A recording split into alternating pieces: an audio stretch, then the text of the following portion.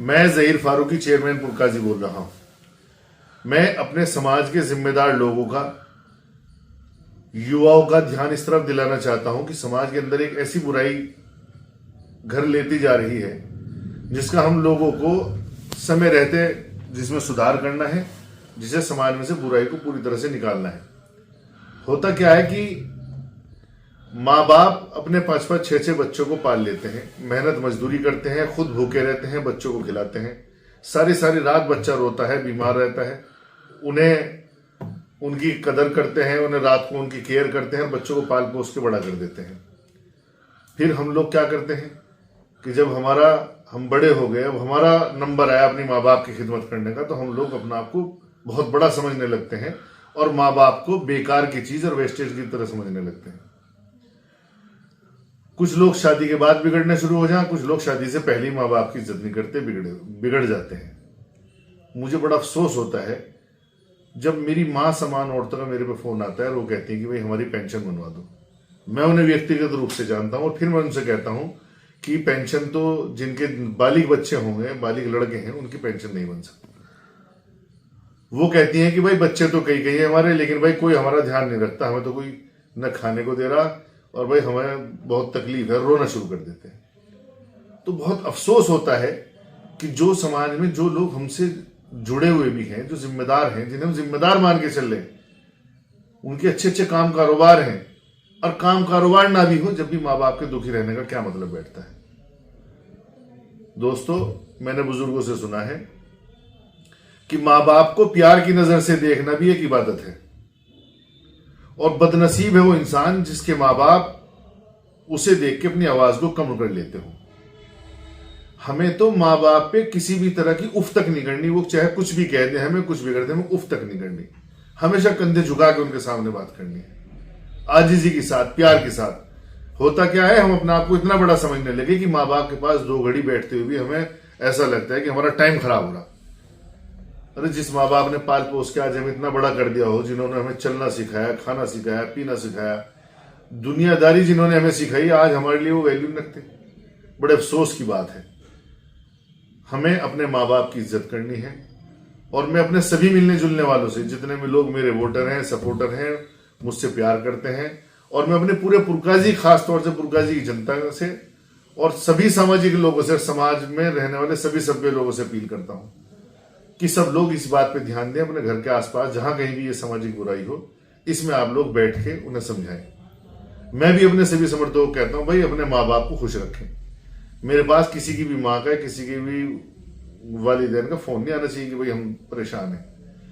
जिनके 4-4, 5-5 बच्चे हैं और वो अपनी पेंशन बनवा रही थी, इस बात से अंदाजा लगाया जा सकता है कि वो उनके बच्चे उनके साथ में क्या कर रहे। हमें उफ तक नहीं करनी। मैंने बुजुर्गों से सुना है कि तुम में से जिस आदमी को अपने माँ बाप उस उम्र में मिले कि उन्हें दोनों का या किसी एक का बुढ़ापा हो, तो हमें उनकी खूब खिदमत करनी, हमें उनका ख्याल रखना। बुढ़ापे में दिमाग ऐसा हो जाता है जैसे बच्चे का। तो बच्चे, जब हम छोटे छोटे से बच्चे थे, कहीं हम आग की तरफ जा रहे, कहीं गिरने को हो रहे, गलत चीजों की तरफ हाथ दे रहे, और माँ बाप किस तरह रोकते हैं हमें। आज वही उम्र उन पे है, उनका बचपना है, हमें उन सबका ख्याल रखना। हमें अपने माँ बाप का भी हक अदा करना, हमें अपने बीवी बच्चों का भी हक अदा करना, बहनों का भी हक अदा करना है। यही जिंदगी है, वही इंसान है। हमें अपनी दुनियादारी के टाइम में से कुछ पल निकाल के अपने माँ बाप के पास बैठना चाहिए। हमें पूछना चाहिए आपको किस चीज की जरूरत है, क्या आपको तकलीफ है, कुछ देर बैठो माँ बाप के पास।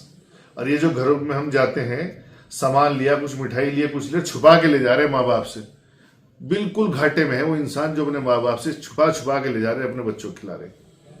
जो आपके बच्चे देख रहे, कल को वो भी इसी तरह करेंगे तुम्हारे साथ जब तुम बुढ़ापे की तरफ पहुंच जाओगे। अरे जिस माँ बाप ने अपना पेट खाली रख के, खुद भूखे रह के हमें खिलाया हो, जब हम ले जाके कोई चीज, खाने की चीज उनके हाथ में दे देंगे, तो आज वो हमसे ज्यादा हमारे बच्चों से प्यार करते हैं। वो बच्चों को खुद देंगे, खुद नहीं खाने के, हमारे बच्चों को भी देंगे। तो मैं अपने सभी युवा साथियों से, सभी परिवार वालों से, जितने भी लोग हैं, सबसे कहूंगा कि भाई सबके हक अदा करो। माँ बाप किसी भी हाल में नाराज नहीं रहने चाहिए, और जीते जी मना लो। अगर नाराजगी की हालत में माँ बाप मर गए तो फिर हमारे लिए तो बहुत नुकसान है। सारे दिन सारी रात सजदे करते रहो, नमाज पढ़ो, कुरान पढ़ो, खूब इबादत कर लो, सब खत्म अगर माँ बाप नाराज है। तो बस यही कहूंगा कि अपनी बीवियों की भी हक अदा करो, बच्चों की भी हक अदा करो, और माँ बाप भी किसी हाल भी नाराज नहीं होने चाहिए। और घर में जो बहुएं हैं मैं उनसे भी कहूंगा कि जिस तरह अपने माँ बाप से प्यार करती हो उसी तरह अपनी भाई सास ससुर से भी प्यार करो। और जो मेरी माएँ अगर कोई मेरी आवाज सुन रही हो तो मैं उनसे कहूंगा कि अपनी बहुओं को अपनी बेटियों की तरह मानो। जिस तरह आपने अपनी बेटियों का प्यार करा, उनकी 100 गलतियों को निभाया, इसी तरह अपनी बहुओं को भी निभाओ। प्यार से, मोहब्बत से गलतियों को नजरअंदाज करो। अपने बच्चों की गलतियां नजरअंदाज करते। तो मैं यही अपील करूंगा सभी दोस्तों से, सभी युवाओं से, भाई अपने माँ बाप की इज्जत करो। अगर दुनिया में कामयाबी चाहिए और मरने के बाद की जो कामयाबी चाहिए तो भाई वो इसी में माँ बाप को खुश रखो। तुम्हारे लिए दुआ करेंगे हर पल, इंतजार करते हैं घरों के अंदर बैठ के, चाहे वो कितने बीमार हैं, बिस्तर पे हैं, लेकिन वो इंतजार करते हैं कि बच्चा घर पे वापस आने वाला। और अगर कोई इतना कहने के बावजूद भी अगर मेरा समर्थक है और वो अपने माँ बाप को दुखी करता है, परेशान करता है, तो भाई मैं बिल्कुल कह रहा मुझे छोड़ दो। मुझे ऐसी वोट की बिल्कुल जरूरत नहीं है, ऐसी सपोर्ट की जरूरत नहीं है जहां माँ बाप का दिल दुखाता हो लड़कर वो हमसे जुड़ जाए। बिल्कुल नहीं, हमारे साथ रहना है, हमें अपना बनाना है, तो हम तो उसी के जो पहले अपने माँ बाप का, जो अपने माँ बाप का नहीं वो हमारे क्या हो जाएगा।